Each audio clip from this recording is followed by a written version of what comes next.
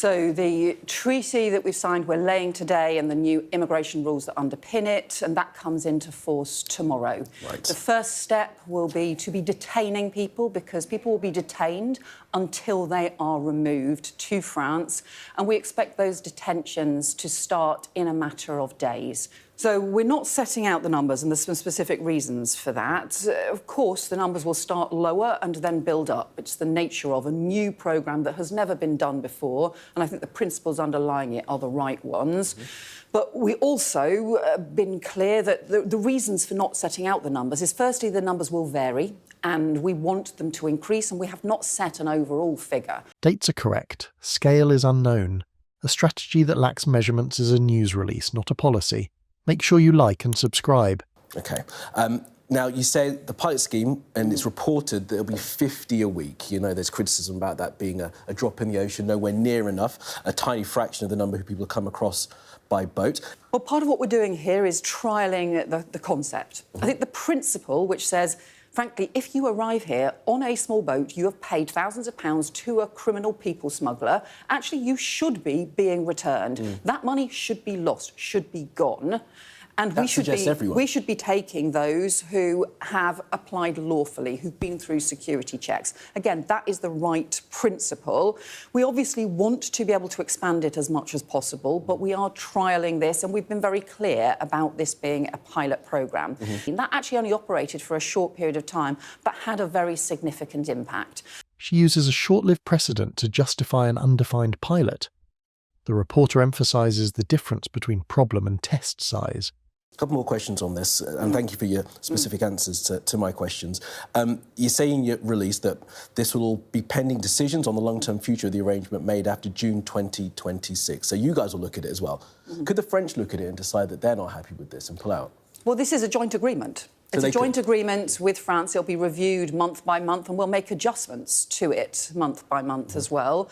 So the programme will run until June of next year, but we will be reviewing it continually. Yeah, and you'll be mindful, though, you've got to keep those relationships good, because you don't want there to be a falling out for some reason over something else that then scuppers this deal, because they could kill it.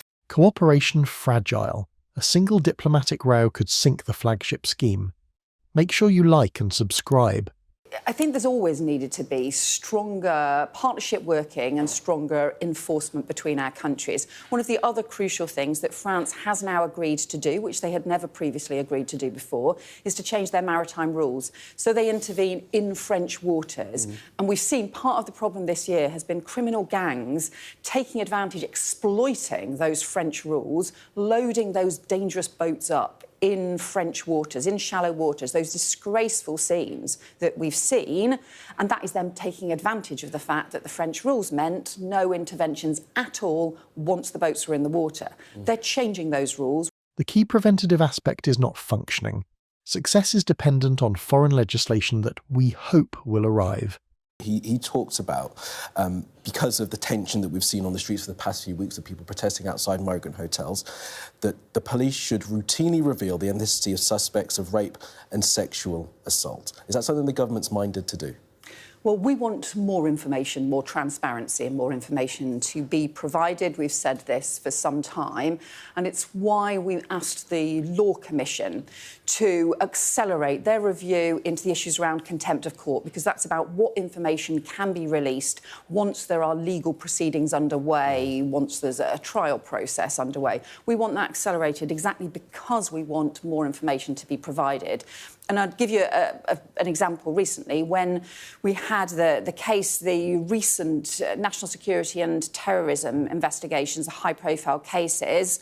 The police announced immediately that the people they had arrested were Iranian, and the Crown Prosecution Service explained that once they made the charges, that some of those suspects were in the immigration and asylum system. Admits that the current system withholds basic facts. Change has been referred to legal review with no deadline. Well, actually, I think there's a step-by-step set of things that we have been doing over the last 12 months, including, for example, increasing the number of returns, the 28% increase in returns of failed asylum seekers in the last 12 months compared to the previous government. We've had a 50% increase in the last 12 months in illegal working arrests and raids in order to make sure that the rules are properly being respected and enforced. We set up the new Border Security Command and we brought in the new legislation to bring in counter-terror style powers to go after the smuggling gangs. Unfortunately, the Conservatives and Reform are blocking and opposing that legislation. So they're voting against the very legislation that we are bringing in to bring in counter-terror style powers and to make sure that, for example, sex offenders are banned from the asylum system. OK. With all of that, I'm Secretary, we're not going to dwell on it, but you'll know that the numbers have gone up since you have been in office, despite all of this talk about smashing the gangs. But when asked about increased arrivals, she blames legislative opponents, but provides little proof of success. Some people are describing what the government is doing right now as panicking.